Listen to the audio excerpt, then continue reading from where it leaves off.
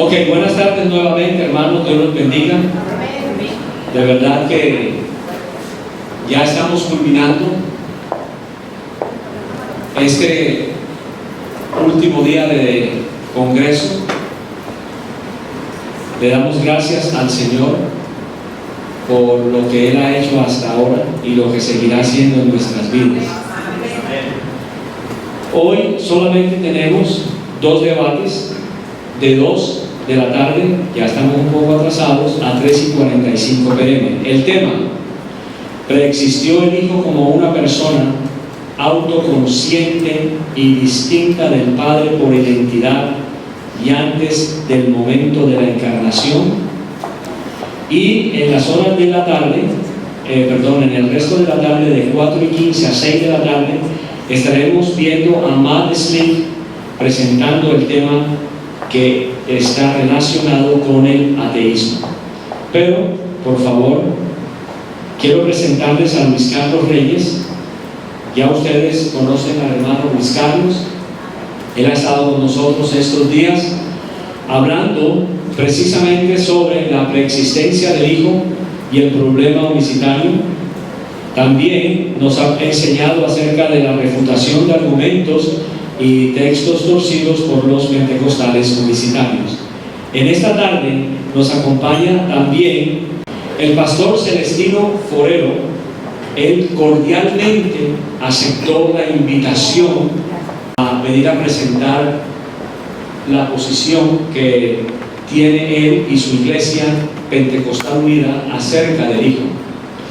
El pastor Celestino Forero Peralta, pastor de la Iglesia Pentecostal Unida de Colombia hace 49 años, es administrador de empresas, ha sido directivo a nivel nacional y distrital de la Iglesia Pentecostal Unida y misionero de Argentina durante 5 años. Actualmente es presidente de la Junta Directiva de Sociedad Bíblica Colombiana, entidad a la que pertenece hace más de 30 años. También sería bueno anotar que la Iglesia Pentecostal Unida cumplirá 80 años en Colombia el año entrante. Entonces, por favor, démosle una bienvenida tanto a Luis Carlos, nuestro hermano en la fe, como al pastor Celestino.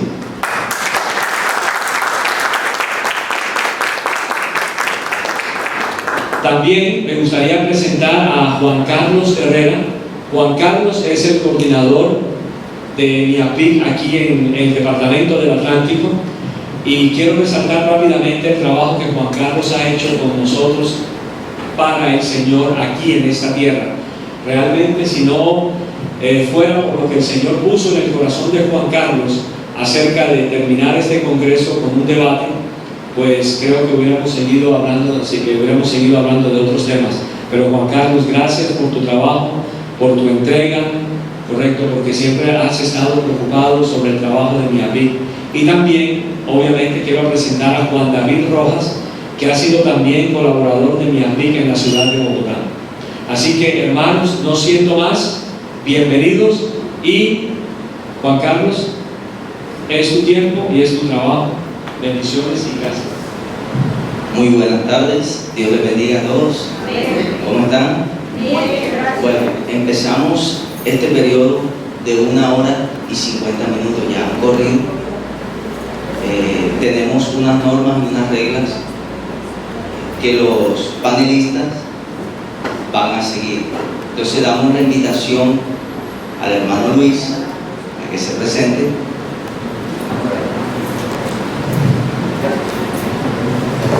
Dios les bendiga. Quiero dar gracias también al Señor Celestino por venir aquí. Muchas gracias.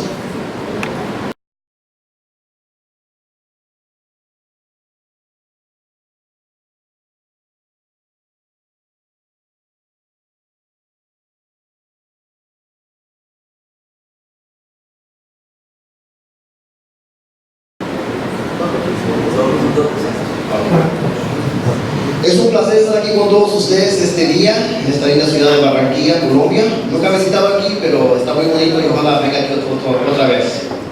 El tema para este debate es: ¿preexistió el Hijo como una persona autoconsciente y distinto del Padre por identidad antes del momento de la encarnación? Lo que deseo hacer aquí es presentar una defensa trinitaria sobre la preexistencia del Hijo y hacer una exégesis detallada de varios pasajes claves y del discurso en sus contextos.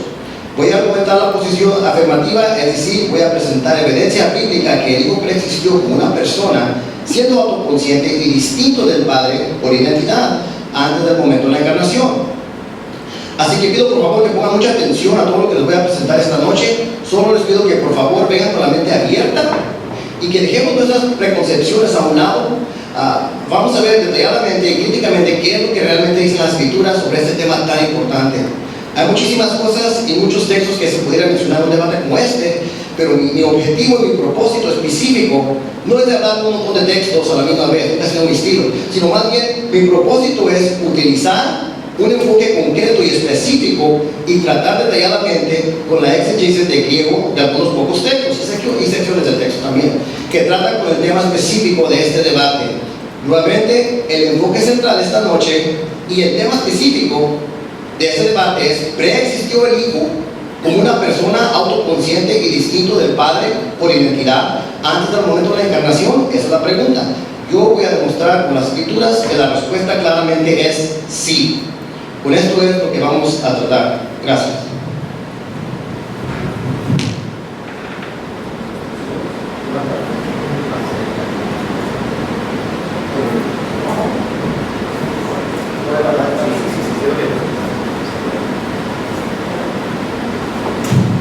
Bueno, muchas gracias, hermano Celestino. Lo invitamos a presentarse, si son 2 minutos.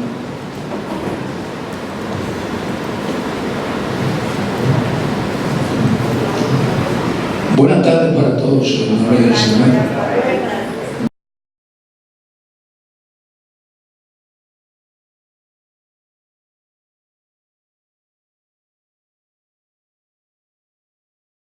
Me alegra estar con ustedes aquí esta tarde y compartir algunos pensamientos propios de la palabra de Dios. Saludo aquí al señor Reyes, que es organizador de esta temática. Hay algo que me llama la atención y lo agradezco, y es que no nos llaman unitarios sino publicitarios. Los unitarios son dualistas prácticamente, nosotros somos creyentes en un solo Dios. Entonces eso me alegra. Por otra parte, tengo mucha experiencia en el sentido de tratar con personas diferentes a las de nuestra, porque como ya mencionó el hermano, el hecho de ser presidente de Sociedad Clínica Colmena Hotelera me ha dado una buena relación con las personas y eso me alegra. Y para centralizar la presentación, realmente la idea que tengo yo es hablar de los puntos que tenemos en común, porque hay puntos en común y eso me alegra. Y a partir de esos puntos en común que tenemos, llegar a la respuesta lógica. Los universitarios creemos que Jesucristo ha sido engendrado y creado. No podemos hablar del Dios Hijo, sino del Hijo de Dios. Bueno, el resto se en la charla. Muchas gracias. Muchas gracias. Bueno, ahora comenzamos con la argumentación del hermano Luis Reyes. Tiene 15 minutos, hermano. Ok,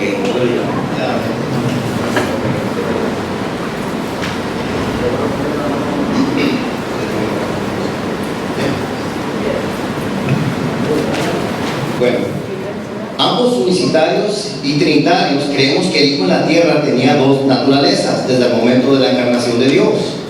Ambos creemos que era 100% Dios y 100% hombre, Dios hombre, la unión hipostática, pero una sola persona. Ambos unicitarios y trinitarios creemos que esa naturaleza divina de Jesús, la cual se unió con la naturaleza humana desde el momento de la encarnación, preexistió el momento de la encarnación. Los unicitarios no niegan que preexistió la naturaleza divina de Jesús antes de la encarnación, sino que el punto real de desacuerdo entre ambos unicitarios y trinitarios es cómo se identifica esa naturaleza divina preexistente de Jesús. O sea, ¿se identifica como la identidad del Padre o se identifica como la identidad del Hijo? Para los unicitarios, el Hijo solo era la humanidad física de Jesús. Por lo tanto, ellos identifican esa identidad y naturaleza divina preexistente como el Padre. En contraposición, la posición trinitaria identifica esa entidad y naturaleza divina preexistente que tomó carne como el Hijo. Entonces debe de quedar claro que ningún lado aquí niega la preexistencia de la naturaleza divina de Jesús como Dios. Nosotros creemos que es Dios. Nuevamente el desacuerdo está con el asunto de determinar si ese que preexistió en el momento de la encarnación y que tomó carne Jesús se identifica como el Padre o se identifica como el Hijo. Mi posición como trinitario en este debate voy a argumentar que esa naturaleza divina de Jesús que preexistió y que se hizo carne y que agregó esa materia física se identifica bíblicamente como el Hijo y no como el Padre. Muy importante es el siguiente punto: ambos unitarios y trinitarios estamos de acuerdo que esa naturaleza divina de Jesús que preexistió antes del momento de la encarnación era Dios, y como Dios, entonces esa naturaleza divina preexistente poseía conciencia, memoria, intelecto cognitivo, la capacidad para hablar, la capacidad para considerar, etc. Y ambos estamos de acuerdo que Dios poseía y posee todavía todas estas características y aún hasta muchas más. Entonces, cuando tratamos con la preexistencia de la naturaleza divina de Jesucristo, estamos tratando con la preexistencia de algo ontológicamente real y personal. Como este es un punto que ambos estamos de acuerdo, entonces no tengo la necesidad de probar que esa naturaleza divina preexistente de Jesús posee todas estas características personales, porque nosotros lo creemos.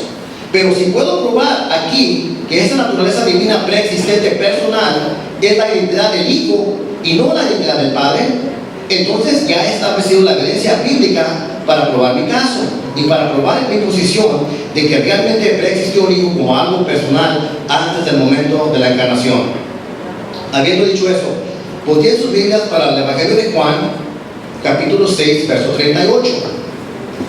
Juan 6, 38. Y el texto lee así: porque he descendido del cielo no para hacer mi voluntad, sino la voluntad del que me envió.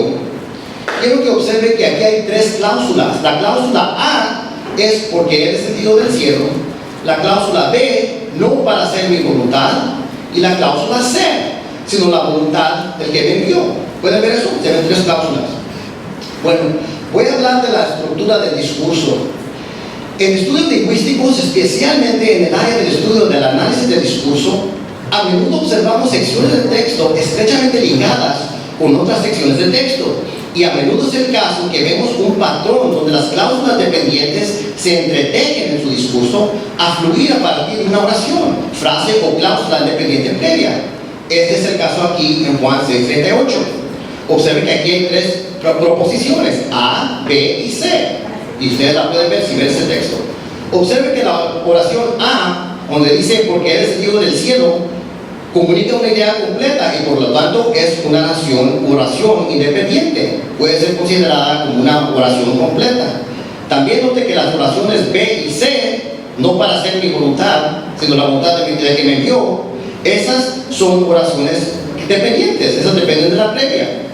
Las oraciones B y C son oraciones incompletas y fragmentadas, porque cada una por sí mismo produce solo un pensamiento incompleto.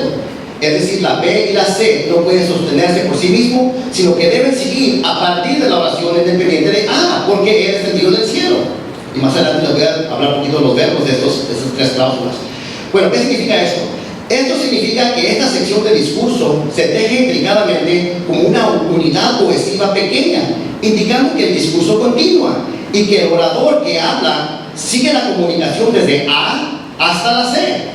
En pocas palabras, tenemos aquí al mismo orador que dijo he descendido del cielo en A, también continuando su pensamiento y comunicación en B y C, cuando dice no para hacer mi voluntad, sino la voluntad del que me envió.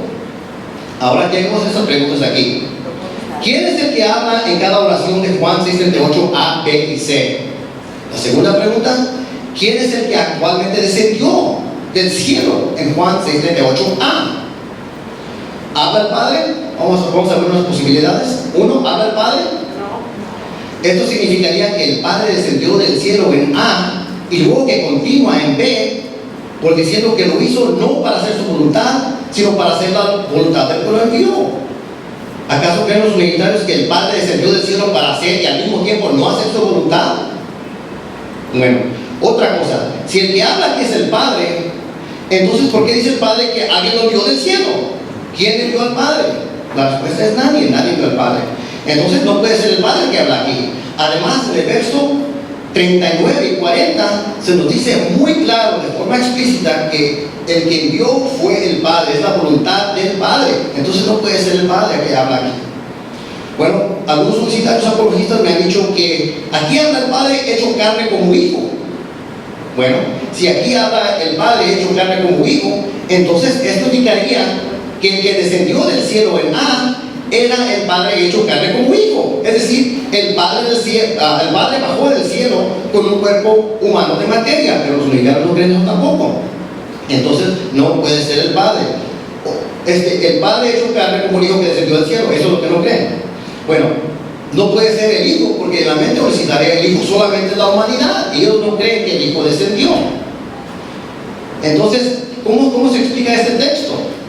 Algunos universitarios dicen que, algunos universitarios han argumentado que aquí en A habla la naturaleza divina del Padre, y después en la transición del discurso de A a B cambia bruscamente, y después habla la naturaleza humana del Hijo.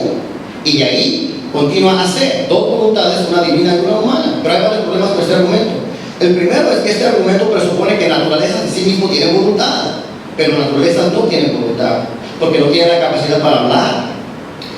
Naturalezas no son personas, sino que por naturaleza se entienden las características básicas o inherentes de algo. Tampoco pueden decir los unitarios que aquí habla una manifestación del Padre y después la manifestación del Hijo, porque según el análisis del discurso, esto indicaría que la misma manifestación que habla en A es la misma que habla en B, pero los unitarios tampoco creen eso. Bueno, la última opción es que en este contexto, aquí en este texto habla el Hijo preexistente. No hay otra opción, solamente puede ser el Hijo preexistente como Dios. Y el que muchas veces dijo que descendió del cielo, lean Juan capítulo 6 del verso 27 al 62. Bueno, voy a pasar unas cosas porque se me va el tiempo. ¿Cuánto tiempo tengo, hermano? 7 minutos, ok. Regreso porque quiero hacer un enfoque en los verbos del griego aquí. En Juan 6:38, A, B y C tenemos 3 verbos.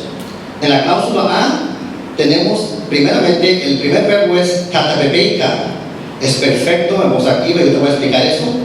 En la segunda cláusula, katapepeika es he descendido. El segundo verbo es puero, que es para hacer. Ese es presente en voz activa, modo subjetivo. Ahí dice mi voluntad más la voluntad del que me envió. La tercera cláusula donde dice me envió, ese es el tercer verbo. Ese verbo es un participio aoristo, activo. Les quiero leer un poquito de qué es un participio aoristo activo. Algunos libros de gramática dicen esto. El participio aoristo se usa con mayor frecuencia de una acción antecedente al tiempo de la acción del verbo principal. Eso está en Bergen's New Testament Greek Moods, Tenses, página 365. Otra cita del mismo libro. El participio aoristo indica una acción que ocurre antes del tiempo del verbo principal. Página 237 del mismo libro. Vamos a ver otro libro de gramática. Este es de Daniel Wallace, Greek Grammar, página 614. Dice, el participio aoristo, por ejemplo, denota generalmente tiempo antecedente al verbo principal. ¿Cuál es el verbo principal en Juan 6:38? ¿Saben cuál es el verbo principal? Es el perfecto de he descendido. ¿Cuál es el participio aoristo? Me envió. Bueno, si el participio aoristo denota generalmente tiempo antecedente al verbo principal, esto indica que este que descendió del cielo fue enviado del cielo antes de descender. Este que descendió tenía voluntad. Dice que descendió no por hacer su voluntad, sino la voluntad del que lo envió. En el verso 39, verso 40 vemos que es el Padre. Si leemos Juan 5:30 vemos que el Hijo nunca quería aspirar a ser igual a Dios. O sea, no es que se contradice, Dios se sujetó. Y esta es la misma idea que vemos en Filipenses capítulo 2. Voy a hablar un poquito del primer verbo más, donde dice katapepeika, porque he descendido. Gramaticalmente también, este verbo que se usa aquí para descender, y en cuanto a su inflexión gramatical es un perfecto indicativo. ¿Qué significa eso? El tiempo perfecto enfatiza que la acción tomó lugar en el pasado con los resultados hasta el presente y la compleción de esa acción. Lo importante es que algo que actualmente ocurrió en el pasado, y lo que ocurrió en el pasado es que descendió del cielo. Es decir, ha descendido y está aquí. O sea, la acción de estar aquí está conectada con la acción de descender. Y el hecho o el acto ha ocurrido con los resultados hasta hoy. No pudiera haber resultados hoy, como está hablando aquí, si es que realmente y actualmente no comenzó esa acción del pasado. Esa acción que actualmente hizo fue la de descender del cielo. Donde quiera que aparece la frase, no donde quiera, pero muchísimas veces, donde aparece la frase apatu orano del cielo, se ve que lo que desciende es algo real y existente. Mateo 24:29, las estrellas caerán del cielo. Marcos 8:11, una señal del cielo. ¿O cuánto recuerdan Lucas 9:54? Cuando dicen los discípulos, ¿quieres que mandemos que descienda fuego del cielo? Algo real estaba que iba a bajar del cielo, no solamente era un concepto o una idea de algo. Bueno, ¿cuánto tiempo? Ya. 3 minutos. Ok, 3 minutos. Unas preguntas para terminar aquí. ¿No fue esta persona que habla aquí en Juan 6:38, A, B y C, el hijo? Háganse esa pregunta. ¿Fue el hijo el que habla aquí? Bueno, la respuesta es sí. Entonces aquí el que habla, Juan 6:38, es ambos el hijo y una persona. Otra pregunta. ¿Qué nos dice aquí este hijo, el cual es una persona que descendió del cielo? Sí, es lo que dice el texto. Pero como no existía la carne o la humanidad de este hijo, entonces ¿quién es este hijo siendo persona que descendió del cielo? No para hacer su voluntad, sino la voluntad del Padre que lo envió. La respuesta es el hijo preexistente personal. La interpretación correcta de este texto es esto. Es que el hijo preexistente se humilló desde antes del momento de la encarnación y no aspiró a ser igual a Dios, aunque estaba existiendo como Dios antes del momento de la encarnación. Ese es el punto de Filipenses capítulo 2, versos 5 al 10. Aquí en Juan 6:38, el hijo preexistente no aspiró a hacer su propia voluntad, así como dice también Juan 5:30, sino la voluntad del Padre. ¿Por qué? Porque no buscaba su propia gloria. Juan 8:50. Este hijo preexistente, el cual tenía gloria antes con el Padre, Juan 7:5, se humilló y tomó la naturaleza de hombre, Filipenses capítulo 2, de versos 7 a 8, y también podemos ver Juan 1:14. En este contexto es que se entiende propiamente Juan 6:38. Vimos también que desde la perspectiva del análisis del discurso textual y de la gramática, que el que habla aquí desciende del cielo en Juan A, es el mismo que habla cuando dice no para hacer mi voluntad, sino la voluntad del que me envió. Este texto, por lo tanto, claramente demuestra la preexistencia del Hijo como algo personal, siendo Dios mismo, y completamente refuta la doctrina de la unicidad que niega la preexistencia del Hijo como algo personal. Gracias.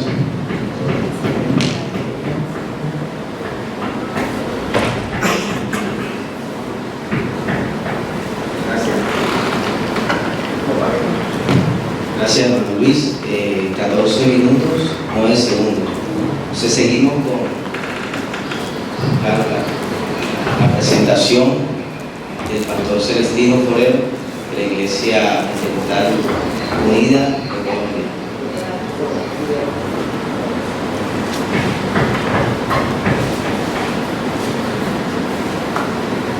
Tienen 15 minutos.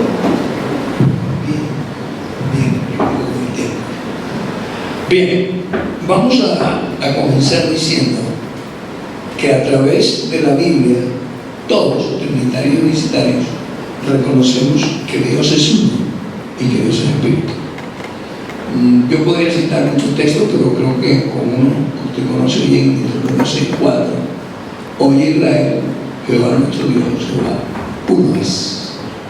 Y más bien puede decirse es único. Muchos profetas expresaron que Dios es uno. Isaías 45, 21 al 22, Isaías 43, 11, lo vamos a leer para no tomar tiempo.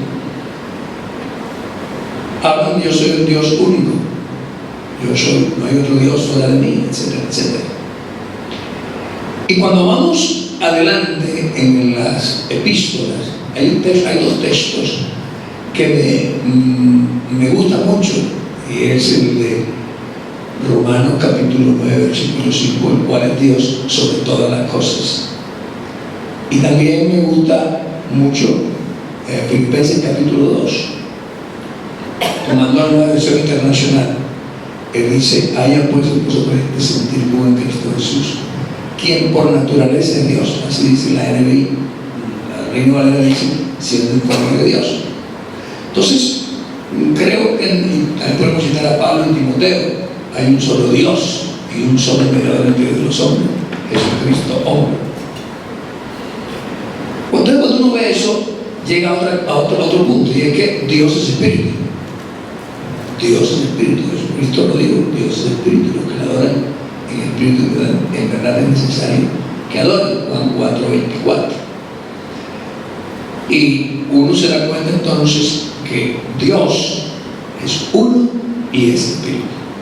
Esa es una cosa que creo que todos estamos de acuerdo. No creo que haya mucha diversidad en eso.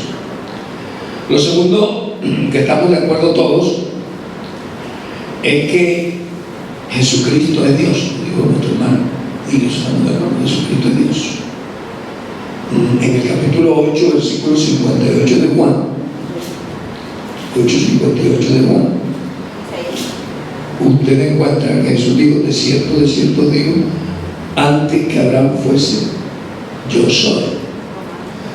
La construcción gramatical es interesante, no dice yo soy antes que Abraham, que era lo normal en español. Él dice: antes que Abraham fuese, yo soy, dándole énfasis a esa afirmación de quién es él. Sabe que el gran yo soy es Dios. Y además de eso, hay una conversación en la Biblia muy interesante, el capítulo 14 de Juan, versículos 8 al 10, cuando Felipe le dice al Señor: muéstranos al Padre y nos basta. Felipe contesta, el Señor contesta, perdón: tanto tiempo hace que estoy con vosotros, Felipe, y no me has conocido. El que ha visto a mí, ha visto al Padre.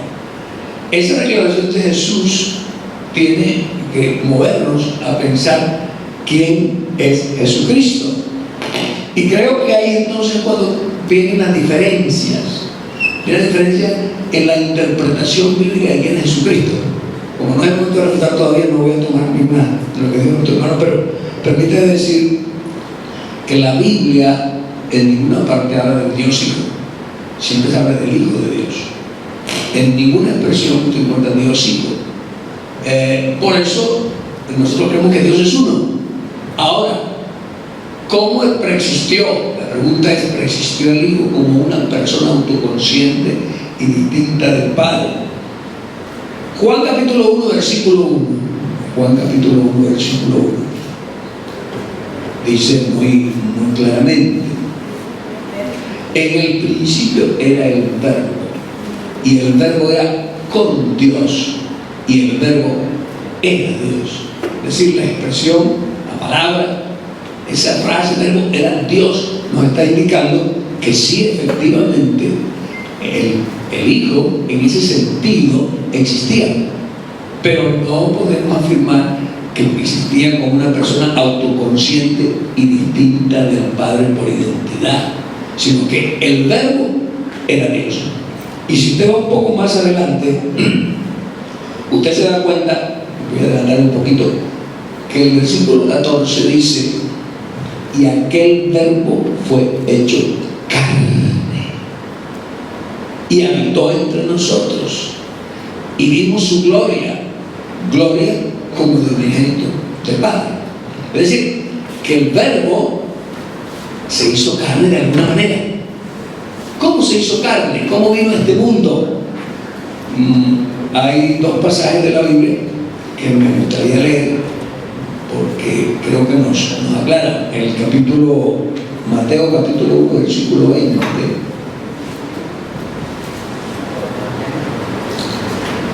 Y Lucas también lo dice, pero Mateo capítulo 1, versículo 20.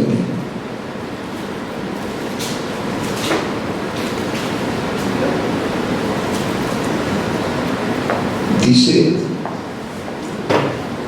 y pensando en esto, he aquí un ángel del Señor le apareció en sueños y le dijo: José, hijo de David, no temas recibir a María tu mujer, porque lo que en ella es engendrado del Espíritu Santo. esa palabra engendrado implica que el Espíritu Santo engendró en María un ser, Cristo. Ella lo concibió. Y Gálatas 4, capítulo 4, Gálatas 4, capítulo 4, nos dice: pero cuando vino el cumplimiento del tiempo, hay que aceptar, creo que también todos lo aceptamos, que había un plan redentor del Señor, ¿no? Cuando vino el cumplimiento del tiempo, Dios envió a su Hijo. No podemos decir envió a su Hijo en el sentido de que lo mandó allá, aquí no. Fue engendrado, en ese sentido fue que lo envió. Las palabras a veces se quedan cortas en lo que uno quiere expresar. Dios envió a su Hijo, nacido de mujer y nacido bajo la ley. Entonces usted se da cuenta que, uniendo dos versículos, el Espíritu Santo hace sombra en el vientre de María, engendra al Hijo, allí está concebido por él, y venido el tiempo, inclusive todos conocemos la historia, que duró 9 meses, fue el niño y todo, y nació en su momento. Entonces fue un nacimiento como hombre. Entonces él fue engendrado, y en ese sentido pues fue que él vino a este mundo. Ahora bien, cuando uno mira a Jesús, y lo dijo el hermano también, estamos de acuerdo, él mira a un ser que tiene dos naturalezas. Jesucristo, estoy quedando muy claro en nuestra posición, es verdadero Dios y perfecto hombre. Si uno minimiza alguna de las dos naturalezas del Señor, está la mano. Él es verdadero Dios y perfecto hombre. Y fíjense que Colosenses 2:9 dice: porque en él habita corporalmente toda la plenitud de la deidad. Es decir, en ese cuerpo estaba Dios manifestado al ser humano. 1 Timoteo 3:16 dice: grande es el misterio de la piedad. Dios ha sido manifestado en carne. De manera que cuando nosotros hablamos de Jesús, y esto es bien importante, yo miro a Dios completico, miro a Jesús y es un hombre perfecto. No hay lugar a división. La clave para entender muchos textos en la Biblia, muchos textos, es que Jesús a veces habla como hombre y a veces habla como Dios. Él actúa como hombre y actúa como Dios.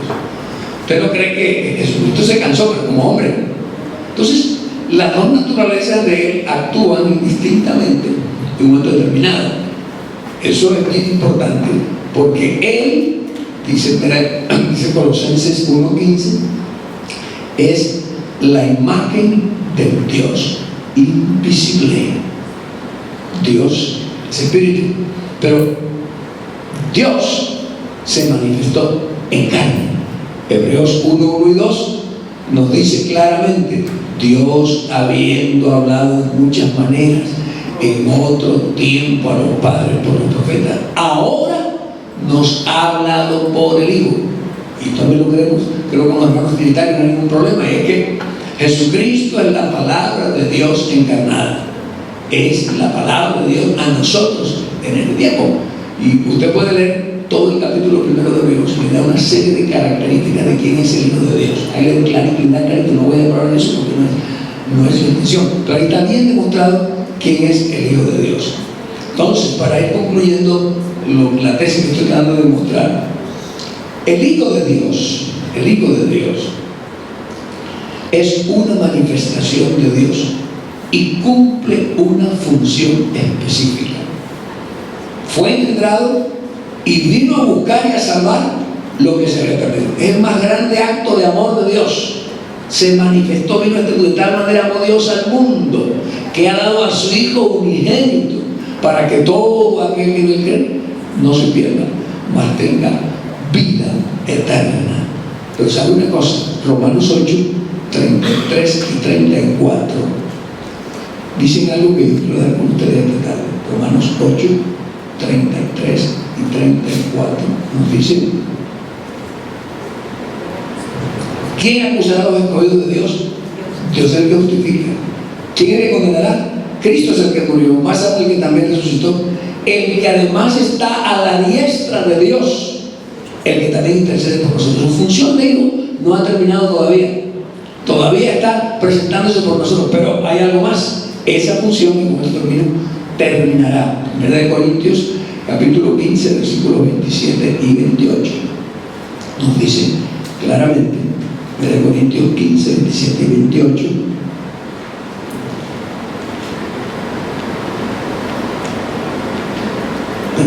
sí, 27 y 28.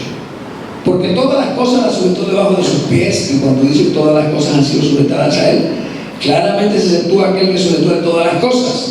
Pero luego que todas las cosas le estén sujetas, entonces también el Hijo mismo se sujetará al que le sujetó a él todas las cosas, para que Dios sea todo en todo. Al final es el Rey de Reyes y Señor de Señor. Respuesta a la pregunta: el Hijo no persistió como una persona autoconsciente y distinta del Padre por identidad antes de la creación, sino que Él es la manifestación de Dios en carne para redimirnos del pecado y llevarnos a Dios. Pero esa función terminará y entonces Jesucristo será Rey de Reyes y Señor de Señores. Apocalipsis 1:8. Dios les bendiga, mis hermanos. Dios le bendiga. 12 minutos 16 segundos. Pasamos al hermano Luis con 15 minutos de refutación.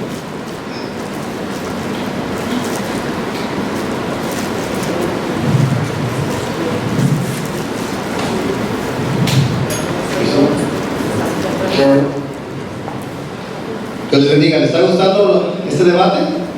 Amén, amén. Primeramente deje hablar de algunos versos que mencionó. No puedo tratar todo porque estaba escribiendo muy rápido, no los puedo escribir todos, pero a los que puedan los voy a tratar. Y si no puedo tratar todos aquí, en el futuro ojalá un video, ustedes que siguen mis videos, y puedo tratarlos en más detalle. Pero en cuanto a los versos que mencionó, hay varios en donde estoy de acuerdo en lo que dice. Y por ejemplo, Deuteronomio 6:4, estoy de acuerdo, solamente hay un Dios. Romanos 9:5, estoy de acuerdo. Juan 8:58, antes de que Abraham era, yo soy, de acuerdo. Juan 14, Juan 14 del verso 8 al 10, ahí es donde no estoy de acuerdo. En ese texto es donde se menciona que cuando me has visto a mí, has visto al Padre. La palabra que se usa ahí para ver es la misma palabra que se usa en varios lugares para donde no indica la misma cosa. Pero para no serme tan técnico, lo voy a hacer muy simple. Háganse esta pregunta: ¿qué es lo que estaban mirando?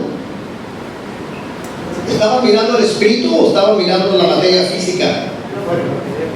Entonces está diciendo que la materia física es el Padre. ¿Murió el Padre cuando murió en la cruz? No puede ser. Entonces ese sentido de ver no puede ser un sentido de ver en un sentido literal, donde se dice que lo que están mirando al Padre, porque lo que estaban mirando un ser humano. ¿Entienden lo que estoy diciendo? En inglés tenemos un dicho donde dice, I know what you mean. En español, ahora veo lo que me estás diciendo. Ese veo que se usa ahí es un veo de entender. Es un veo de entender. Y en este sentido es el que está usando aquí. No es que estaban mirando al Padre encarnado, es porque es admirado algo de ver. Esto lo pueden ver en el léxico de Steger, y él tiene ejemplos de eso. Por ejemplo, unos ejemplos. Por ejemplo, en Romanos 15:21 dice: sino como está escrito, a los que no fue anunciado de él verán, y los que no oirán entenderán. Eso de ver no se trata de ver con los ojos, se trata de entender. Otro ejemplo se ve en Hechos capítulo 8 verso 23: porque en el día de la amargura y en visión de maldad veo que estás. Es decir, percibo, conozco, entiendo. Ven, con la misma palabra de ver no tiene que ver que estaban mirando literalmente. Entonces ese texto no apoya lo que dice la doctrina universitaria. En cuanto a Juan 1:1, el verbo era Dios. Muchos universitarios me han dicho que el verbo era el concepto de Dios, o era el plan de Dios para con el hombre, o era la idea de Dios, o la palabra en el sentido de algo abstracto e inanimado. Entonces, si el oponente dice que el verbo era Dios y Dios es personal, entonces Es una pregunta que le voy a hacer, si el verbo para él es algo personal. ¿Por qué? Porque eso es importante. Porque en la segunda cláusula de Juan 1:1, en pros theon, y el verbo estaba con Dios, esa preposición que se usa ahí, pros, se usa con el artículo definido pros theon, con Dios también, y se usa en el caso acusativo. Según mis investigaciones, cada vez que aparece esa frase, siempre, no hay excepciones, siempre hay una distinción de identidad con eso que se dice estar con Dios. Escuchen muy bien lo que estoy diciendo. Cada vez que se usa la frase pros theon, con el Dios, eso que se dice estar con el Dios siempre es distinto por identidad, no hay excepciones. En el debate que tuve con el señor Clavijo, tengo todo esto documentado. Bueno, si siempre es el caso que hay distinción de identidad, ¿ok? Y si Dios es personal, yo creo que es personal, no sé si me comprendo, lo creo o no, pero después él va a clarificar. En el principio era el verbo, y el verbo estaba con Dios. Dios es personal, y era distinto de ese Dios que menciona ahí. Pero no son dos dioses, ¿por qué? Porque el verbo era Dios. Entonces, ese que está ahí es personal y es distinto de identidad y es el mismo Dios. Es el mismo Dios. Voy a hablar un poquito de aquí de un texto, no recuerdo si lo mencionó o no, pero lo voy a tratar porque es un texto muy importante. Ese es cuando menciona Hebreos 1:5, por ejemplo. Muchos comunitarios les gusta citar este verso. Dice: ¿a cuál de los ángeles dijo Dios jamás, mi hijo eres tú, hoy te he engendrado? Y otra vez, yo seré el padre y él será mi hijo. Hace mucho énfasis los unitarios, le dicen engendrado. Dicen, ya ves, no existió el hijo porque fue engendrado. ¿Cómo puede ser eterno si fue engendrado? Bueno, lo toman. El problema es que no entienden bien el término. Primeramente, debería quedar claro que el término griego kenao sí se puede traducir como engendrado. Eso no lo niego. Pero no también dije traducir. Pero solo porque se traduce de esta manera, eso no indica que siempre fue la intención del autor comunicar en un sentido literal. Decir varios ejemplos. 1 Corintios capítulo 4, verso 15. 1 Corintios capítulo 4, verso 15. Dice así el texto: porque aunque tienes 10,000 años en Cristo, no tendréis muchos padres en Cristo Jesús. Yo os engendré en Geneisa, de Genao, del Evangelio. ¿Significa eso que comenzaron a existir ahí? ¿Significa eso que no preexistían antes de que Pablo los engendró? No, al contrario, se puede hacer un contraargumento. Si estos que fueron engendrados existían antes de ser engendrados, entonces ¿por qué el Hijo tampoco no puede existir antes de ser engendrado? De hecho, Colosenses capítulo 1, verso 17 nos dice que Él existía antes de todas las cosas. ¿Cómo sabemos que el Hijo preexistía antes de todas las cosas? Él existía antes de todas las cosas. No tenemos por qué leerle más a lo que está dicho allí, porque en realidad no se necesita. ¿Cuánto tiempo tenemos? 6 minutos más, amén. Quiero hablar aquí un poquito del texto de Filipenses capítulo 2. Por favor, bloqueen a esto. En verdad, en debates como este, el tiempo se nos va muy rápido.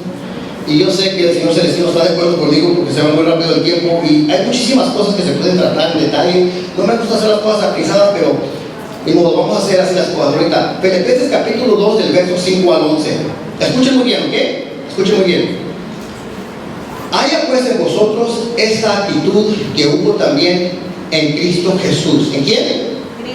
Cristo Jesús. El cual, hablando de Cristo Jesús, aunque existía en la forma de Dios, el morfeo no consideró ser igual a Dios como algo a que aferrarse, sino que se despojó a sí mismo. ¿Qué hizo? Tomando la forma de siervo, morfeo, y observen que es la misma palabra que se ve donde dice morfe, a forma de siervo y forma de Dios, es un contraste. Haciéndose semejante a los hombres y hallándose en forma de hombre, se humilló a sí mismo, haciéndose obediente y muerte a la cruz. Y continúa el texto. El punto que la razón por esto que es importante es porque este es un texto que habla del momento de antes de la encarnación. Habla del momento de antes de la encarnación. Muchos universitarios están de acuerdo conmigo, pero hay algunos que no, y el Señor Celestino a veces lo puede clarificar con nosotros.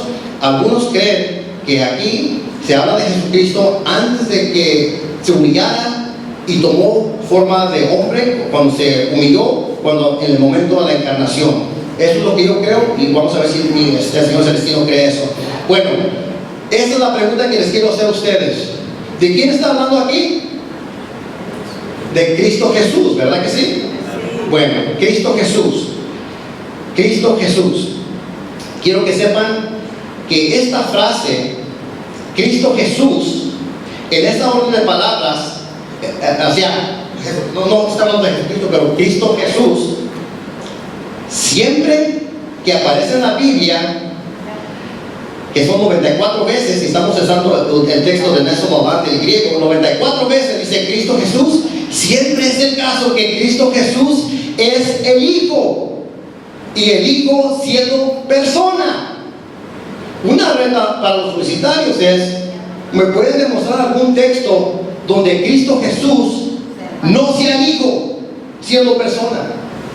¿Hay algún texto donde aparezca la frase Cristo Jesús y donde se vea que ese Cristo Jesús no sea el Hijo y que no sea persona? ¿Está claro lo que estoy diciendo?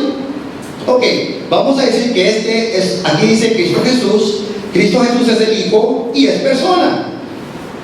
Vamos a leer el texto nuevamente, ya que tenemos esa información. ¿Listos? Ok. Haya pues en vosotros esta actitud que hubo también en Cristo Jesús. ¿Quién es Cristo Jesús? El Hijo siendo persona, el cual existía en la forma de Dios, en la naturaleza. El morfeo, huparton, es un participio presente indicando hay una acción eterna. ¿Querían ver al Hijo eterno? Ahí está. Huparton es un participio que denota la acción que continúa desde el pasado, y estamos hablando de un momento de antes del momento que tomó carne. Cristo Jesús es el Hijo siendo persona, el cual, aunque existía en la forma de Dios, no consideró. Oigan, ¿la silla puede considerar? No. ¿Esto puede considerar? No. ¿Solamente qué puede considerar? Personas. Aleluya. Solamente personas pueden considerar. Y esto es antes del momento que tomó la forma de carne. Y eso, amigos, realmente los verbos de eso de considerar se hace antes del momento de la encarnación. Cristo Jesús existía en la forma de Dios y no consideró ser igual a Dios. ¿Por qué? ¿Qué dice Juan 6:38? Porque he descendido del cielo no para hacer mi voluntad, sino la voluntad del que me envió. No escuché nada del lado universitario que ha tratado con ese verso. ¿Quién es el que descendió en Juan 6:38? Porque el que habló en la primera cláusula también habló en la segunda y la tercera. ¿Y quién es el que descendió en Juan 6:38? Eso es lo que queremos saber. Ojalá el Señor Celestino lo trate. Y si no, pues otra vez lo puede tratar, no se presione, lo puede hacer otra vez, no hay problema. ¿Ok? ¿Cuánto tiempo tengo? 11 minutos. Oh, ok. Bueno, ok. Iba a decir, ok. Bueno, lo que quiero hacer aquí rápidamente, ¿se acuerdan el verso que les cité, Juan 6:38? Porque he descendido del cielo. No pueden descender algo que no existe, ¿ok? Conceptos no descienden. Planes en la mente de Dios no descienden. Porque he descendido del cielo, no para hacer mi voluntad, sino la voluntad del que me envió. Los unitarios dicen que descendió, o en las teologías, que fue el Padre que descendió. No fue el Padre.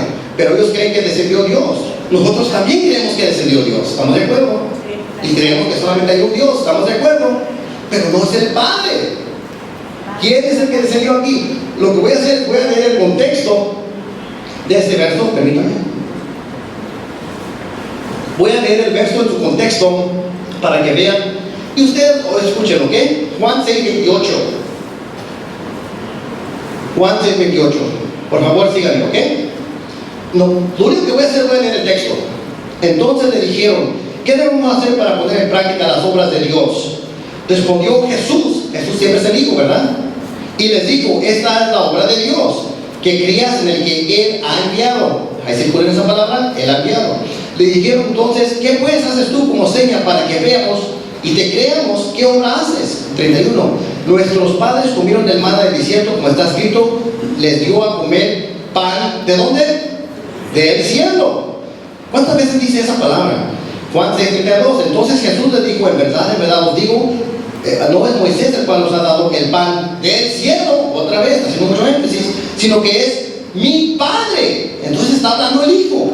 Mi Padre, el que os da el verdadero pan del cielo. Wow, te lo dicen tantas veces. Está hablando el Hijo, está hablando el Padre. Porque el pan de Dios es el que bajó del cielo y da la vida al mundo. Ok, el pan de Dios bajó del cielo. ¿Quién es el pan de Dios que bajó del cielo? Verso 34. Entonces le dijeron, Señor, danos siempre este pan. Ellos pensaban que estaban hablando del maná. Juan 6:35. Jesús le dijo, yo soy el pan de vida. Jesús es el Hijo. Al menos que el lado visitario quiera negar que Jesús es el Hijo, eso es el anticristo. Entonces una pregunta para los unitarios es, por ejemplo, en Filipenses capítulo 2, donde hablamos del Hijo en el estado de su preexistencia, perdón, donde dice Cristo Jesús. ¿Es Cristo Jesús ahí el Hijo? Tiene que ser el Hijo. Bueno, vamos a continuar. Verso 36. Pero yo os dije que aunque me hayáis visto, no creéis. Todo lo que el Padre, hace distinción, me da, vendrá a mí, el Hijo. Al que viene a mí, el Hijo, de ningún modo lo echaré. Ok, verso 38. Porque he descendido del cielo, no para hacer mi voluntad, sino la voluntad del que me envió. Y esta es la voluntad del que me envió, que todo lo que Él me ha dado no se pierda, sino que la recibiré en el día final, porque esa es la voluntad de mi Padre.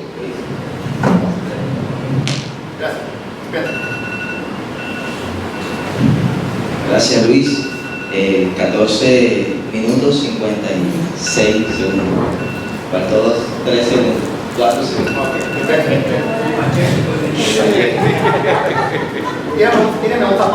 De todos modos, ahí los minutos que tienen restando, ahorita se les suman.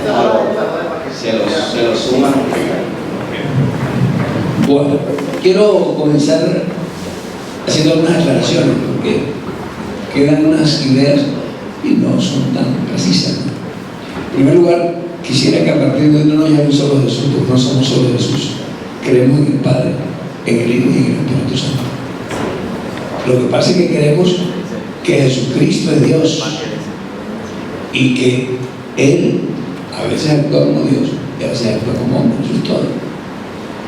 En segundo lugar, uno no puede basar su doctrina en palabras, porque las palabras son códigos y los códigos no expresan lo que realmente quiere decir. Por ejemplo, el hermano mencionó que cuando yo cité el capítulo 14 de Juan, hablé de ver, y sí hablé de ver porque es lo que dice ahí, pero nunca en mi mente está en que el que está ahí físicamente, el cuerpo es el Padre, porque Dios es espíritu. Estoy de acuerdo con la exégesis que le hace, estamos perfectamente de acuerdo, pero entiende, conoce, ve que ese es el Padre el que está actuando. Lo que pasa es que Dios se ha manifestado en carne. Eso es bien importante precisarlo. Otra precisión que me gustaría hacer es que nunca un universitario va a decir que Jesucristo es solo hombre. Nunca. Nunca lo va a decir. Él es verdadero Dios y perfecto hombre. Cuando uno entiende eso claramente, uno no tiene ningún problema en mirar cualquier función de Jesús orando, clamando en la cruz, Dios mío, ¿por qué me has abandonado? No tiene ningún problema con esas frases, porque todas ellas es simplemente si Él actúa como Dios o actúa como hombre, habla como Dios o habla como hombre. La parte que más me llamó la atención es la parte de ser engendrado o haber sido enviado, porque uno de dos, o Él tenía un cuerpo allá, y no sé si se lo afirman los hermanos trinitarios, o no lo tenía. Entonces Dios, el versículo de Juan capítulo 1, en el principio era el verbo, y el verbo era con Dios, y el verbo era Dios, está diciendo que Jesucristo ya existía, pero no como una persona aparte. Es que el hecho de que Dios haga, Dios diga, no implica o que el Espíritu haga, predica, no quiere decir que existía como tal. No hay un Dios Hijo. Estaba en el plan de Dios. La palabra se hizo carne, vino a este mundo. Es decir, uno tiene que tener todo el concepto claro en la Biblia de cómo Dios se va manifestando al ser humano. Cómo Dios, un judío nunca usted le podrá decir que hay 2 o 3 en el cielo. Nunca le podrá decir eso. Nunca, porque ellos tienen la concepción de un único Dios, nada más, un único Dios. Y en ese sentido nosotros creemos que Él es el único Dios, pero sí creemos que Jesús estaba en el plan de Dios. Claro que estaba. Y claro que en ese sentido, por eso creemos lo que dice Juan capítulo 1. Era el verbo y el verbo era con Dios y el verbo era Dios.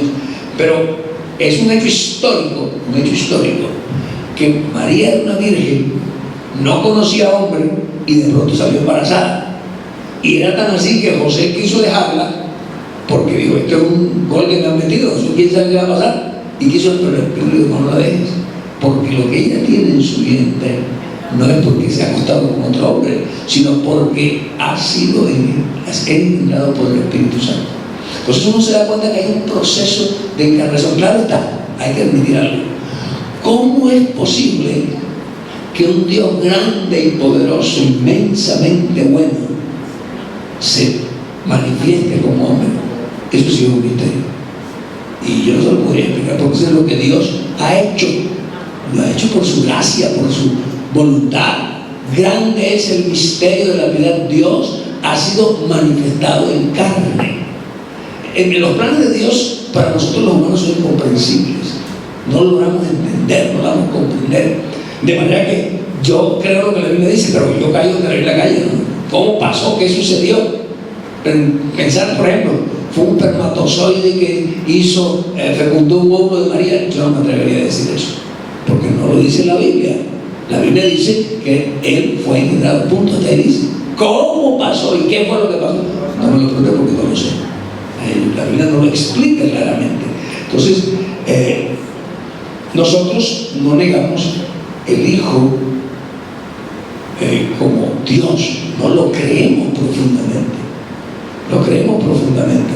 Es decir, y le voy a contar una experiencia que tuve hace un tiempo aquí, y me llamó la atención, porque casi nunca había yo escuchado orar a un trinitario a Jesús, siempre al Padre. Entonces, un día estaba aquí en la corporación universitaria, el rector de ese tiempo, fuimos a orar, y yo oró, Señor Jesús, eso me llamó la atención. O sea, que él estaba reconociendo que a Jesús se le puede orar, y él era el decano, el rector de la universidad y la corporación universitaria de los presbiterianos, la reformada. Entonces, uno va entendiendo que cuando yo voy, con esto voy a concluir, cuando yo miro a Jesucristo, veo a Dios sin problema. Cuando miro a Dios, para mí es completo.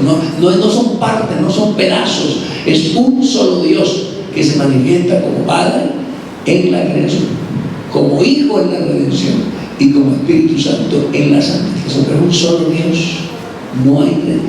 Yo sí tengo que decir que veo diferencias a veces entre algunos hermanos trinitarios. En una oportunidad le pregunté a uno, cuando usted llegue al cielo, ¿cuánto va a ver? Yo voy a ver a 13. Yo voy a ver a uno solo. Dios es uno, es único y no hay dos. Gracias, hermano. Dios bendiga. Sí, todavía no, pero siga. Es suficiente, ok, bueno. Entonces seguimos con 3 preguntas que harán cada uno. Hermanos, cada uno tenía 3 minutos de más, que no se habían pasado 2 minutos, pero veo que los hermanos ya. Entonces, vamos un momento a pasar 3 preguntas. No sé si quieren que el público interactúe con ustedes. Sí, hay aquí algunos. No, ustedes dos. Primero, ustedes dos. Sí, las que van ustedes a hacer. Ok. El hermano Luis, te invito. 3 preguntas. Sí, ok, o sea, le van a hacer la pregunta. Voy a hacer una pregunta y luego tiene su micrófono, se lo doy. Pues al público. Y luego él me va a hacer a mí 3 preguntas. Ok, vale. Ok. La primera pregunta que tengo es: ¿quién descendió del cielo en Juan 6:38? Vuelvo Es más, la palabra descender no implica que un cuerpo bajó, sino el concepto del Hijo. Él vino a este mundo y por eso, ¿cómo pasó? Que el Espíritu Santo hizo sombra en el vientre de María para librar el cuerpo. Él está hablando como hombre en ese versículo. Ok, ¿esta es su respuesta? Sí. Y nomás puedo hacer 3 preguntas, ¿verdad? Entonces, no puedo preguntar nada más. Ok, voy a usar otra pregunta. Pero, No contestó mi pregunta. Yo quiero saber quién descendió del cielo. Pero el concepto, por favor, hermano, claro que es el Hijo, pero no en la forma, no en la manera en que usted lo presenta, sino que el concepto de Dios, la palabra, el verbo se hizo carne. Esa es la respuesta. Que el verbo se hizo carne. Y en ese sentido se dio, porque yo no puedo presentar una doctrina con base en palabras. No es lógico eso. Yo entiendo, está muy difícil por solamente 3 preguntas, sí entiendo. Pero sí entiendo su respuesta. Usted dijo que el que descendió era el Hijo, pero en algún sentido. Sí, Ok. Mi última pregunta. Porque es me llaman 2, ya hice 2 preguntas. Por eso digo que está difícil tener una discusión así, pero está bien, está bien. La tercera pregunta es esta. En Filipenses capítulo 2, donde leí el texto que dice que aún el que estaba diciendo la forma de Dios no quería ser igual a Dios, sino que se despojó. Ese Cristo Jesús que está allí, ¿es ese Cristo Jesús el Hijo siendo persona? Vamos a leer el texto porque uno a veces cuando toma el texto así, no lo... Filipenses 2, ¿qué? 2, 5, 2, 6. Permítame.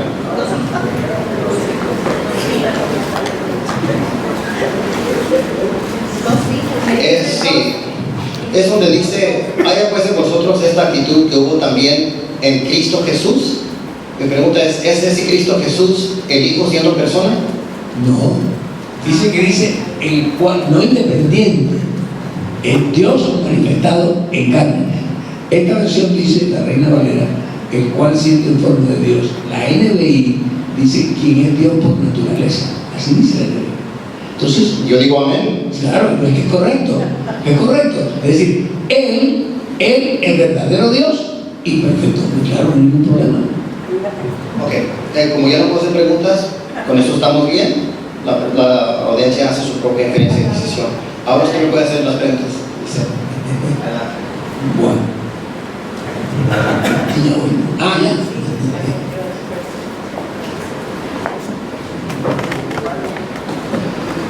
Para clarificar, hermano Reyes, su nombre, ¿no?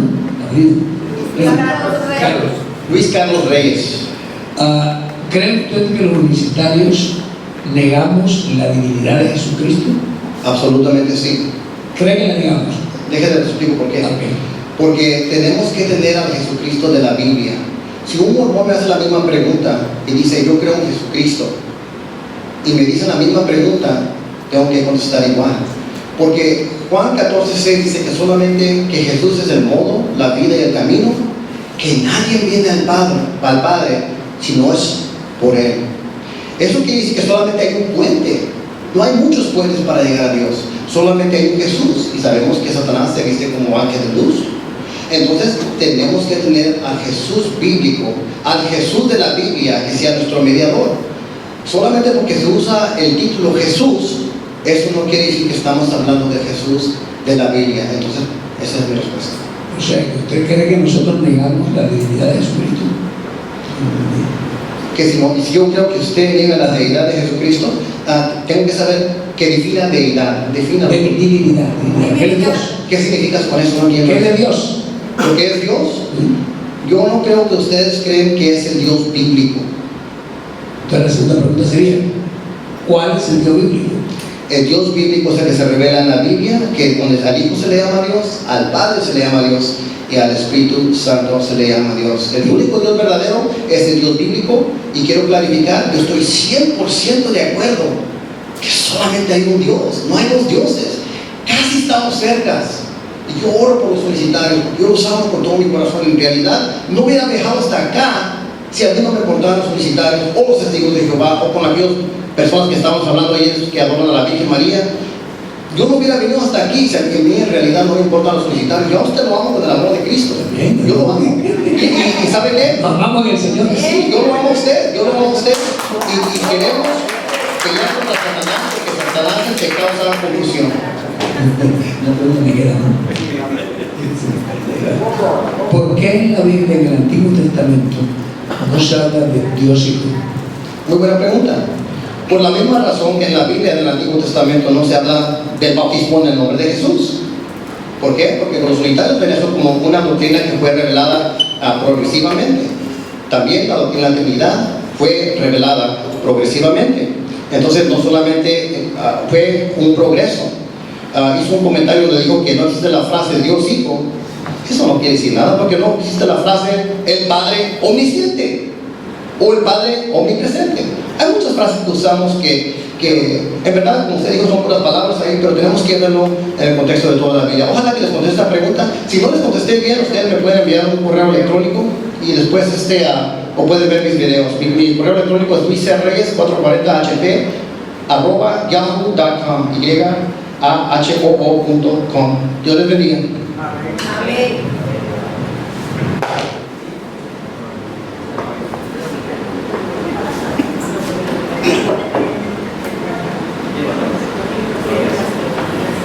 Gloria al Señor. Bueno, ahora vamos a pasar. Yo sé que la audiencia quiere participar también. ¿Quiénes quieren participar? Todos. No. Pero yo quisiera saber si aquí hay unicitarios. ¿Sí hay unicitarios? No, porque ahí sí sería una desventaja, al menos que se le hiciera también. Entonces, por tal motivo y tal razón, no se van a presentar las preguntas. Entonces, sí, no sería justo.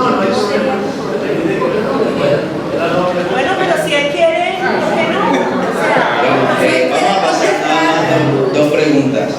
De todos modos, también vamos a ser equitativos, hermano. Usted puede lanzarle 2 preguntas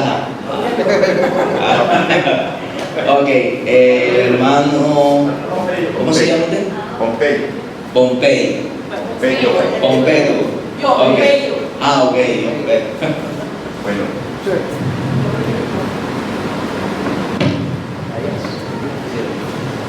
Bueno, Pregunta dirigida al pastor Celestino,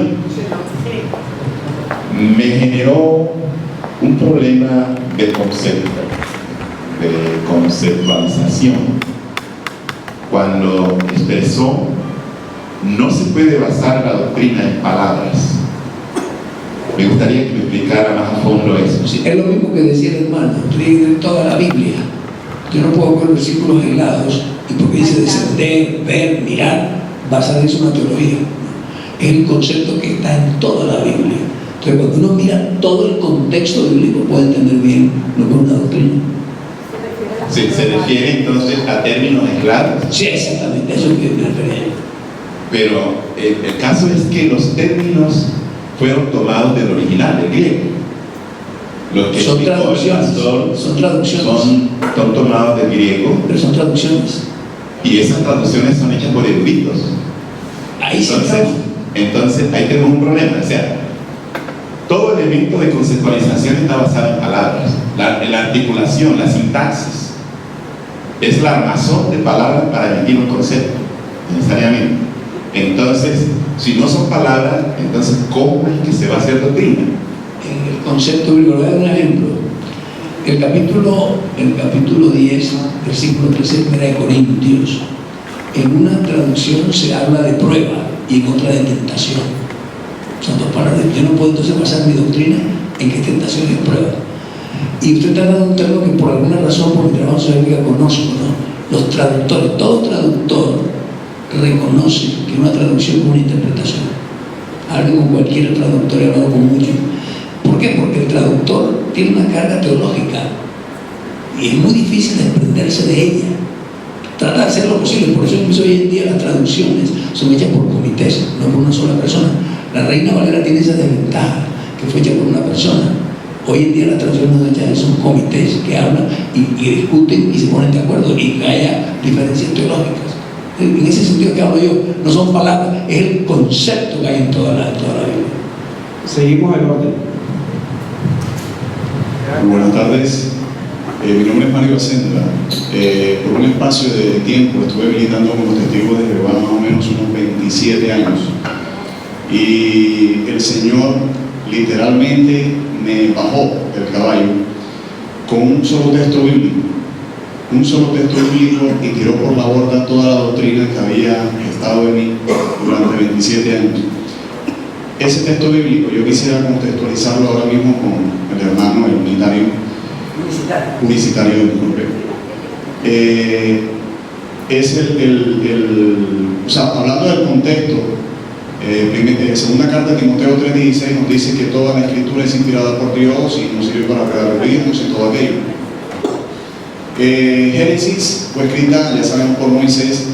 En Génesis 11:5 está hablando de la torre de Nimrod y habla de que descendió Jehová para ver lo que estaba haciendo el hombre en ese instante. Tenemos un concepto, yo tenía el concepto de que el Espíritu Santo era una fuerza activa por la cual Jehová se manifestaba a toda la tierra y era su manera de hacer la omnipresencia. Más adelante, en el versículo 7, me gustaría que ubicara el texto bíblico, Génesis 11:5.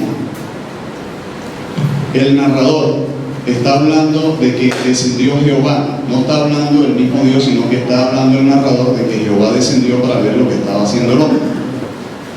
Ahora, mi pregunta en el versículo 7, ¿quién es el que está hablando en ese instante? Por el plural, dice usted. Sí, señor. En el versículo 7 dice: ahora pues descendamos y confundamos allí su lengua. ¿Quién era en el que ese instante tenía la potestad para hablar y a quién se estaba dirigiendo? Porque se estaba dirigiendo a una tercera persona. Luego entonces existe la fragmentación de la deidad de Dios en esas tres personas, en ese texto. Porque dice: descendamos pues y confundamos, teniendo como base que el verso 5 nos está diciendo que Jehová estaba en la tierra. Luego entonces, si dice descendamos, está haciendo como una redundancia, porque Jehová está en la tierra. Entonces, ¿quién era el que estaba? Lo contesto. Sí, contesto, pero que sea una pregunta concreta. Que no sea todo un discurso. No solamente ese, hay varios textos en el Antiguo Testamento que son plurales. Eso no hay ningún problema. Resulta, si hagamos, hay varios, resulta que si usted se coloca en los zapatos de un judío, lo que menos piensa un judío, y son de estos judíos, del pueblo judío, es que hay 2 o 3 allá en el cielo. Es lo que menos piensa, porque él tiene un único Dios. Entonces, ya eso nos quita la idea de que hay 2, el Hijo hablando con el Padre con el Hijo. Segundo, es verdad que uno puede pensar diferentes opciones, él con su voluntad, él con la corte celestial, él con los ángeles. No me atrevo a decir con quién exactamente, pero por ejemplo, pongo este ejemplo: si una madre está haciendo galletas en una cocina y están los niños y dicen vamos a hacer galletas, quien hace las galletas es la madre, los niños no van a hacer nada. Entonces podría ser la corte que no, pero lo que menos puede ser otra cosa, pero lo que menos es una segunda persona, porque el judío no piensa en segunda persona, uno solo. Aquí más que todo es una pregunta, es una aclaración. Quiero que me aclaren los dos. ¿Qué quiere decir el texto aquí cuando dice: yo soy el pan vivo que descendió del cielo? Alguno comiere de este pan vivirá para siempre, y el pan que yo daré es mi carne, la cual yo daré la vida del mundo. Claro que fue que usted quiere. Juan 6:51. Sí, porque es una aclaración que quiere, no una pregunta. Sí, sí.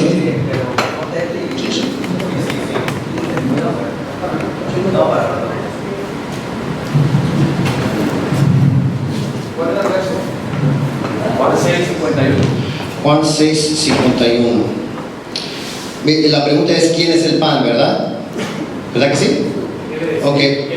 Quiere decir eso es un metáforo que se refiere al referente metáforo. Se refiere, gracias hermano. Déjame decir una vez que mi idioma dominante es el inglés, ¿ok? Para que no me tiren piedras acá, porque yo sé que ustedes hablan bien bonito el español. ¿Ok?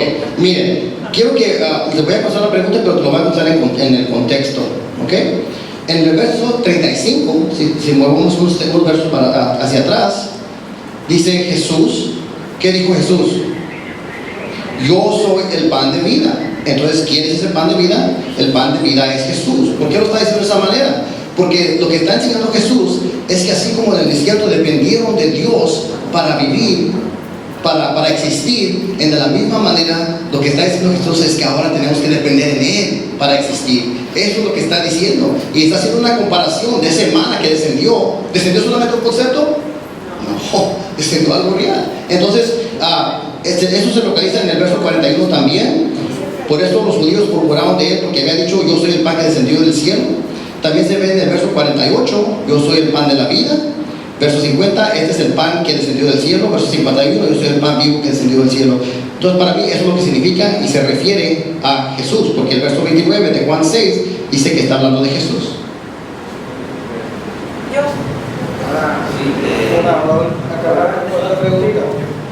Otra pregunta. ¿Ya las hemos visto? Con respecto a que respecto a que usted no veía en el Antiguo Testamento, para claridad, ¿no? Antes de que usted no veía al Hijo en el Antiguo Testamento, ¿es correcto? ¿Cómo fue que dijo? Dios Hijo. La expresión Dios Hijo, ok, ¿usted dice literal o literal? O sea, enseguida, sí, en el punto se habla del Hijo, pero de forma profética, siempre habla de forma profética. Creo, bueno, no soy muy erudita, he estudiado un poquito. ¿Sabe usted lo que es el concepto de teofanía? Claro, ¿verdad? ¿Qué significa para usted una teofanía? Es una aparición de Dios en forma temporal para hacerse visible al hombre en un momento determinado. Ok. ¿Sabe usted la historia de Abraham cuando Dios le manda allí que aparece en Éxodo 3:14, 15, donde él le promete a Abraham un hijo, bueno, le promete allí Dios a Abraham un hijo, etcétera, bueno, toda la cuestión, no voy a decir todo. Y luego dice que en el versículo 17 dice: y sucedió que puesto el sol y ya oscurecido, se veía un horno humeando y una antorcha de fuego que pasaba por entre los animales divididos. Entendemos que en el antiguo pacto, o sea, cuando se hacía un pacto entre dos personas, pues se hacía entre esas dos personas. Vemos aquí que Abraham no pasó, ¿correcto? El que pasó fue un horno de fuego, ¿ok? Y de fuego que pasaba por entre los animales, una antorcha de fuego. Mi pregunta aquí es: ¿quién cree usted que puede ser esa antorcha de fuego? Si Dios ya en el nuevo pacto vemos que el que consumó el pacto fue con su Hijo, Jesucristo. Y aquí nos está mostrando claramente una teofanía del Hijo. Perfecto, estamos de acuerdo, no hay ningún problema. Las teofanías no son el Hijo. Teofanías son apariciones temporales de Jesús, de Dios, para aparecer al hombre. Una teofanía, estoy de acuerdo con usted, no hay ningún problema, pero no es el Hijo. Es una teofanía que es diferente. Pero en el nuevo pacto luego vemos, ok, vale. Bueno, pero por favor, las preguntas puntuales y no se va a argumentar nada. No, sino que me quedé pensando en la pregunta acá del amigo. Decía, argumentaba, toda escritura es inspirada por Dios. Luego decía que cuando en Génesis decía descendamos, usted me contestaba que los judíos no creían. ¿Qué fue exactamente lo que le dijo? Le dije que los judíos no, ni siquiera remotamente piensen que una conversación de Dios con otro Dios o con una parte de él. Parece el único Dios. ¿Y usted cree que Dios, si se revela en las escrituras, lo hace para complacer a alguien? No, pero si Dios se revela en las escritura, independientemente de que usted o el judío o el otro crea, él dice lo que tiene que decir. Sí, pero es que no está hablando, la escritura no está intentando demostrar que hay una Trinidad, no intenta, siempre está describiendo lo que está pasando, eso es todo. Bueno, es su forma de verlo, ¿verdad? Muchas gracias. Espérate un momentito. A ver, yo tengo una pregunta Ok. para ver si me la responde el hermano Luis Carlos. Perfecto. A ver, hermano, hágame un favor. El Padre, de acuerdo al Señor Jesucristo, ¿fue visto en el Antiguo Testamento o no? Es posible que sí, en algunas ocasiones. Muy bien, es posible que en algunas ocasiones. Sí, pero hay veces que Dios, es muy difícil decir cuándo sí y cuándo no, porque hay veces que Dios se puede revelar de diferentes formas en diferentes contextos. Muy bien. Ok, ahora, resulta que el Señor Jesús dijo que al Padre no lo había visto nadie. ¿Es cierto o es falso? Eso es correcto. Muy bien. Entonces, cuando el mismo Abraham, dice la Escritura, en el capítulo 17, que a Abraham se aparecen 3 personas. Una de ellas es Jehová, Yahweh. Correcto. ¿Es correcto? Correcto. Y no solamente lo ve Abraham, correcto, sino que habla con él y le prepara alimento. Correcto. Correcto. ¿Quién es ese Yahweh? ¿El Padre, el Hijo o el Espíritu Santo? Se me hace que esa pregunta se la debe de hacer a él. Okay. No, amigo. Yo sé quién es, pero no me gusta sacarle demasiado a un texto, especialmente el Antiguo Testamento, porque como estudiantes siempre tenemos que interpretar el Antiguo Testamento en la luz del Nuevo Testamento. Entonces yo podría decir que yo puedo decir, después de estudiar toda la Biblia, que ahí posiblemente es el Hijo, pero no voy a hacer un argumento de eso, porque no hago un argumento de lo oscuro, sino que hago el argumento de lo... Muy bien. Entonces, como ya el pastor Celestino ya tiene el concepto, yo le pregunto, en el capítulo 19, del versículo 24, dice la Escritura: entonces Jehová hizo llover sobre Sodoma y sobre Gomorra, azufre y fuego de parte de ¿quién? De parte de Jehová de los cielos, desde los cielos, y destruyó las ciudades y toda aquella llanura. Aquí, ¿cuántos Jehová se mencionan? Porque dice la Escritura, ¿qué dice en su texto? ¿Ustedes tienen la Reina Valera? Sí, señor. Muy bien, el texto dice, ¿qué versículo? el versículo 24 de Génesis 19. Dice la Escritura: entonces Jehová hizo llover sobre Sodoma y sobre Gomorra azufre y fuego de parte de Jehová desde los cielos, y destruyó las ciudades y toda aquella llanura con todos los moradores de aquellas ciudades y el fruto de la tierra. O sea, el versículo menciona que Jehová hizo llover de los cielos fuego por parte de Jehová. Sí. Ok, ahí no hay 2 Jehová. Por favor. Ahí no se menciona Yahweh Hijo y Yahweh Padre. No, déjeme buscar. Yo tengo la respuesta para eso, déjeme buscarle en la otra versión, porque creo que hay una mala lectura simplemente. Ya le voy a buscar en otra versión, la NBI, por ejemplo, 19:24. Miren, es simplemente una construcción gramatical, no es más. 24. Perdón un momentico, estoy tratando de ubicarme. 23, 22, 23. Entonces el Señor hizo que cayera del cielo una lluvia de fuego y azufre sobre Gomorra. Sí, es forma de escribir. Si se da cuenta, la NBI no menciona 2 veces a Jehová, menciona una sola vez. Se lo leo nuevamente. Entonces el Señor hizo que cayera del cielo una lluvia de fuego y azufre sobre Sodoma y Gomorra. ¿Qué versión es la suya? La que tengo aquí, la NBI. La nueva versión Internacional.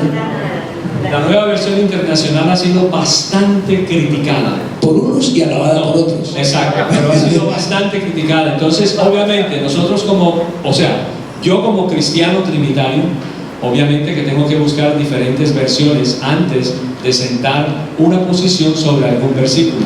De hecho, en la Escritura no solamente se menciona ese pasaje, se mencionan otros pasajes. Le leo otra versión. Se mencionan Yahweh y Yahweh. La nueva traducción. Pero mi pregunta es, Yahweh no es el Padre, Yahweh no es el Hijo y Yahweh no es el Espíritu Santo. No, la traducción viviente dice: enseguida el Señor hizo llover de los cielos fuego y azufre ardiente sobre Sodoma y Gomorra. Y no puede decirse que quienes tradujeron esto son unicitarios, todos son trinitarios, todos.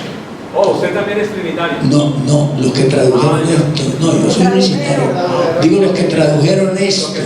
Los traductores, y conozco a muchos de ellos, los conozco y sé lo que piensan y lo que creen. Son trinitarios. De la NBI conozco a varios que tradujeron. Entonces hay una diferencia. Gracias. Okay. Bueno,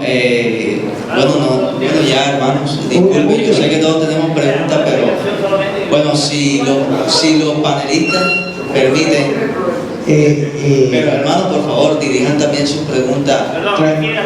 No digo, perdón. Selectivo. Sí.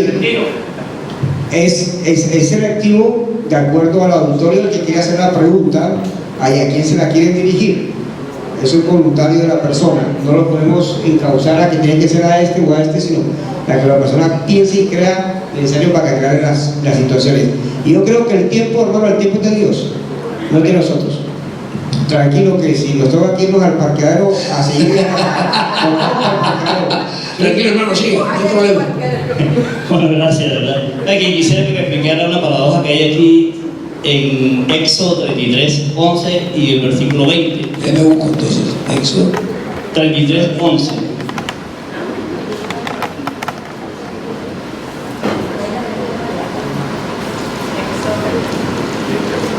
Sí, señor. Ya. Dice: y hablaba Jehová a Moisés cara a cara, como habla cualquier a su compañero. El 20 dijo: mas no podrás ver mi rostro, porque no me verá hombre y vivirá. No, simplemente lo que explicó el hermano. Esta es una forma de hablar y de cara a cara, y lo vio. Es la forma en que se habla francamente, directamente. Es lo que dice. Y el otro, es lo que dice, no se contradice. No lo vio, pero hablaba muy francamente con él. O sea, hacer una intimidad. Una intimidad. ¿Una qué, perdón? Intimidad. Sí, exactamente. Okay. Perfecto. Bueno, ya para... Un momentico, yo quiero terminar okay. con esto antes de... Porque es que le estaba preguntando a Matt acerca de la posición de Génesis. Correcto, esa es la versión que utilizaría en algún momento determinado una persona que quiere mantenerse que efectivamente no hay dos Yahwehs en ese momento.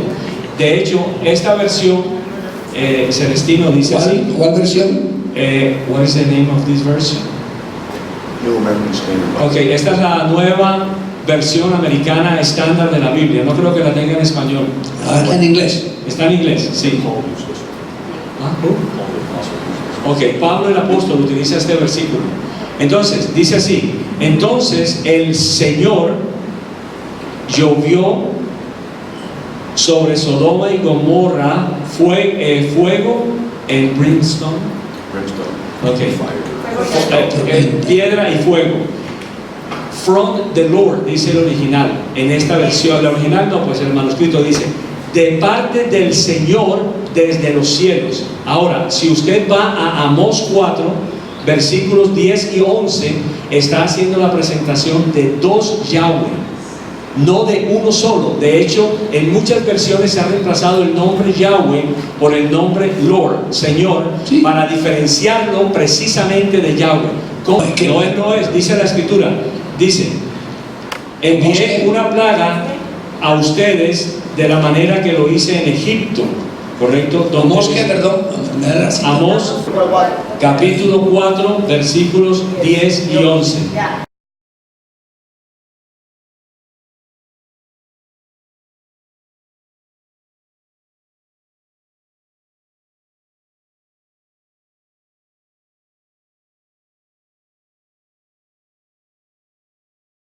Entonces, dame una versión, por favor, en español para no tener que traducirla directamente. Aquí se puede leer, aquí dice... ¿Qué versión, perdón? La Reina Valera. Reina Valera. Ok. Versículo 10. Envié contra vosotros mortandad tal como en Egipto. Muy bien. Maté a espada a vuestros jóvenes con cautiverio de vuestros caballos, e hice subir el hedor de vuestros campamentos hasta vuestras narices, mas no volvisteis a mí, dice Jehová. Ok, ahí Jehová, perdone, y esto quiero decírselo a los hermanos.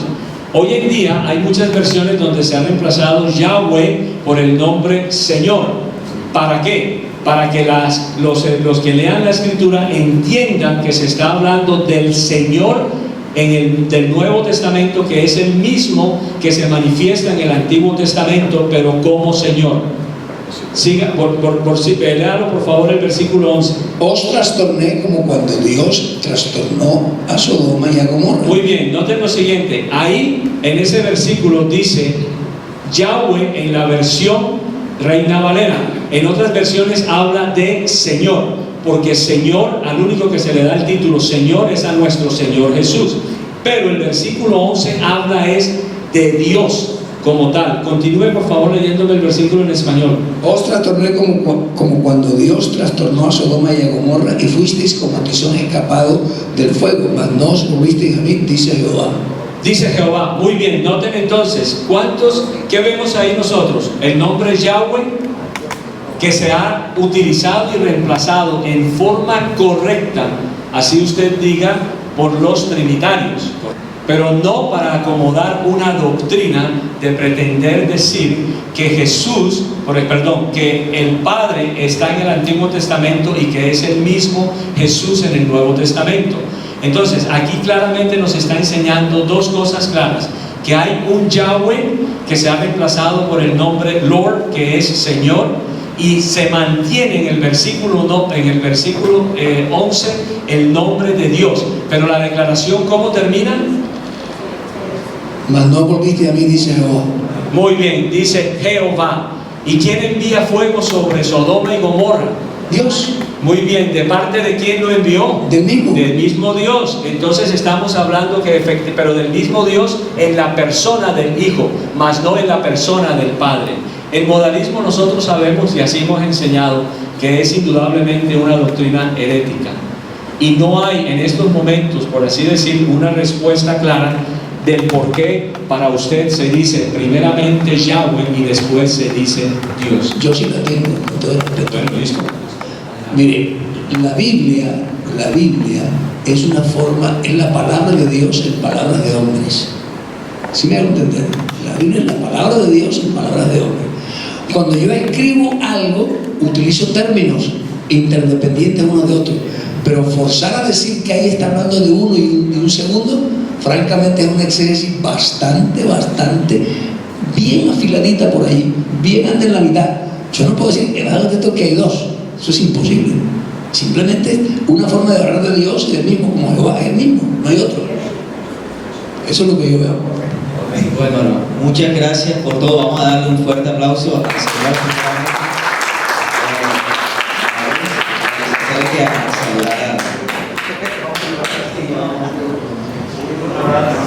Muchas gracias a todos por venir, muchas gracias al señor Celestino, muchas gracias y mucho respeto a usted. Perdón si lo ofendí, pero tengo que decirlo. No hay ninguna ofensa, tranquilo, no se preocupe. Yo la puse de la mano de Jesús. Y esta iglesia vamos a hablar por todos los universitarios, ¿verdad que sí?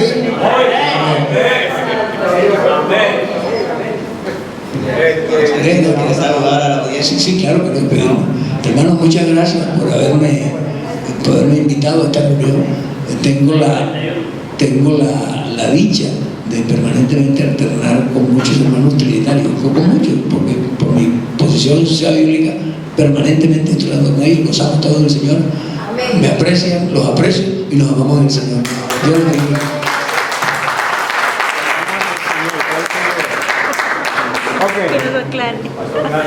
De verdad, muy amable por su tiempo, por su colaboración. Eso, así es. Como hermanos. ¿Cómo qué? Como hermanos en la fe. Menos mal que te amo, hermano. Ok, muy bueno. De verdad que el pastor universitario es un hombre, no estuve en todo el debate, pero es un hombre sobrio. Es un hombre valiente, indudablemente. Okay. Espero que hayan podido aprender realmente cómo nosotros debemos tener las herramientas para presentar defensa de evangelio. Con todo respeto, él no es mi hermano. Él no es mi hermano. Simplemente porque él está negando la doctrina de la Trinidad. Jesús no es el Padre.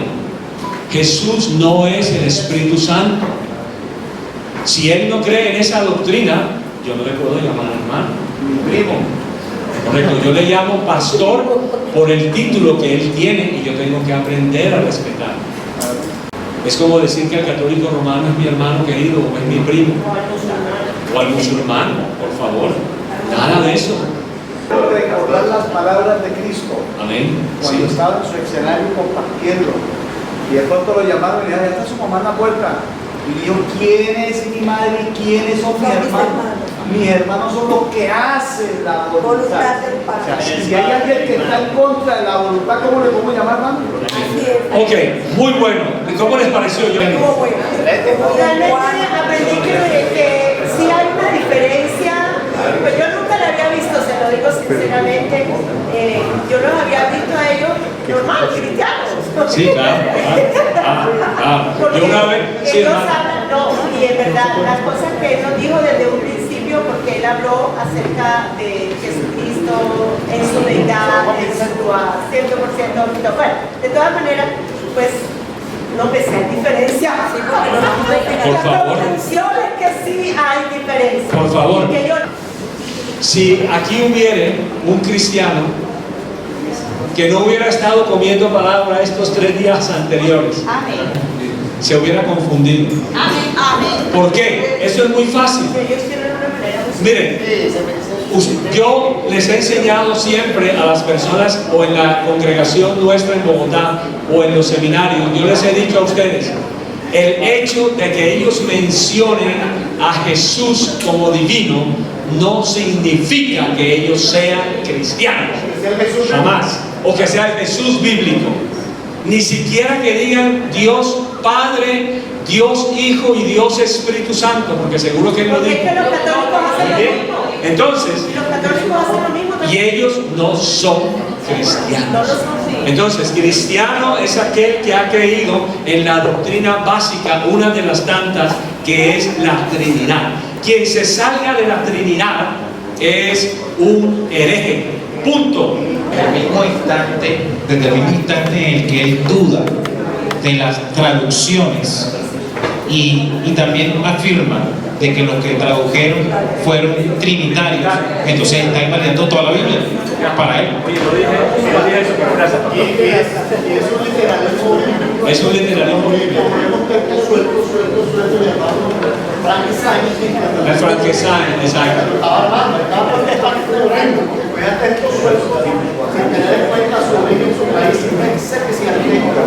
Terrible. Bueno, hermanos, espero que hayan aprendido